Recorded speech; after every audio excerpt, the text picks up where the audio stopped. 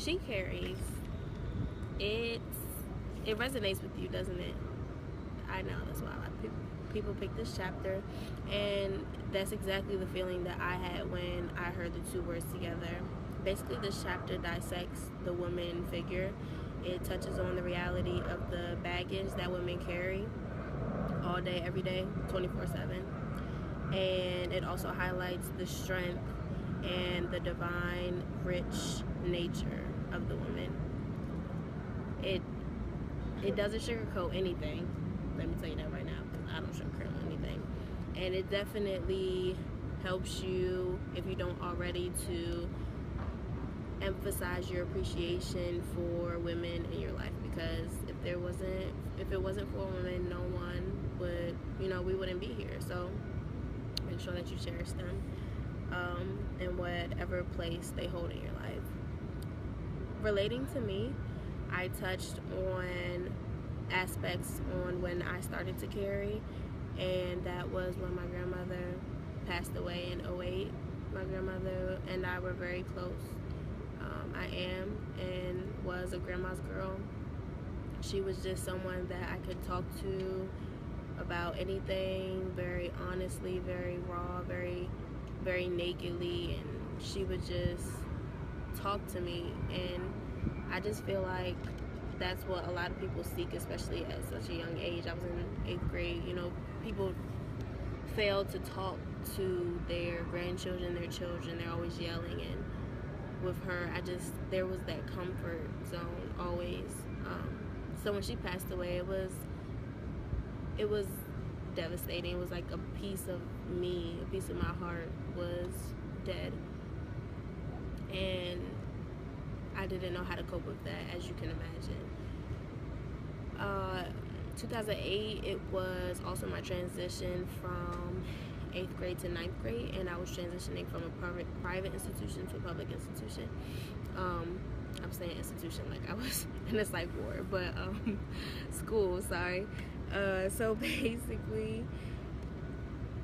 basically, I touched on how low the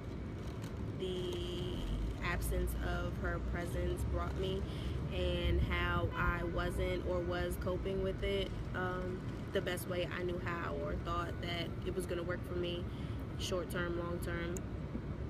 Mostly short term. I don't think I was thinking long term. Couldn't have been. I was definitely living unapologetically, in a sense. I was doing what I wanted to. I was acting how I wanted to, and not thinking about the repercussions of my actions. I didn't communicate to anyone about how I really felt. I felt like what I was carrying was too much for people. I felt like it was also very valuable. It was very, very important to me, and I didn't trust anyone to carry that piece of information.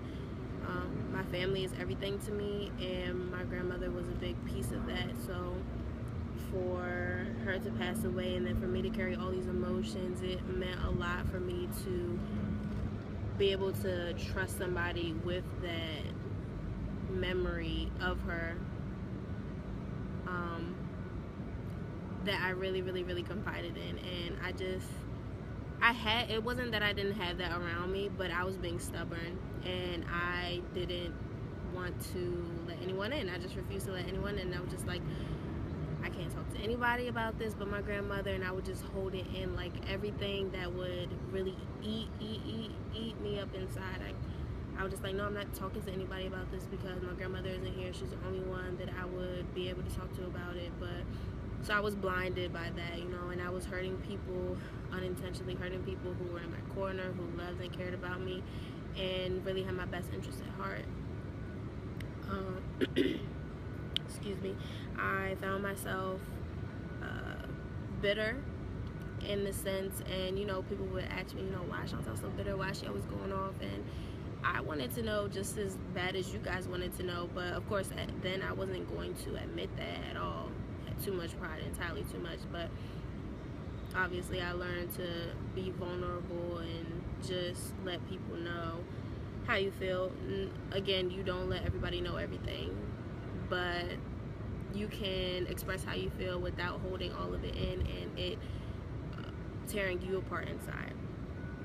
So I didn't want to communicate how I felt, and I carried it, and it was a terrible decision, but I also know that everything happens for a reason, and if I hadn't carried it, I wouldn't be able to have this testimony and share it with you guys, which I hope everyone can relate to. Also, if anyone who I went to high school with, now seeing this and now seeing me growing into the woman that I am now, if you ever felt like I came at you wrong and it seemed like I did it for no reason, I do apologize for that, because it was because I wasn't in touch with reality, in a sense, and I wasn't coherent of what was going on around me and who I was hurting, who I wasn't hurting, and just things like that. And also, this isn't an excuse at all. I don't want your pity, never wanted anyone's pity, but it is definitely important for me to share that, because it's the truth, and this is my truth.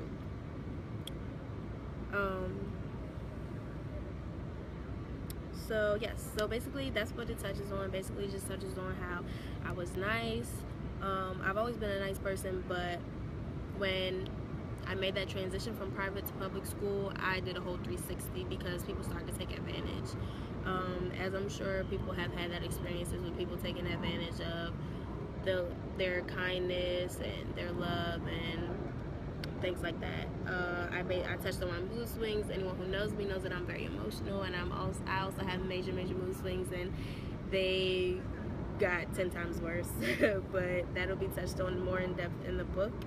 And lastly, I close the chapter with how I finally found my balance, and how I finally decided to use that energy to better myself and to find that balance in who I was, and also going back and correcting and righting my wrongs.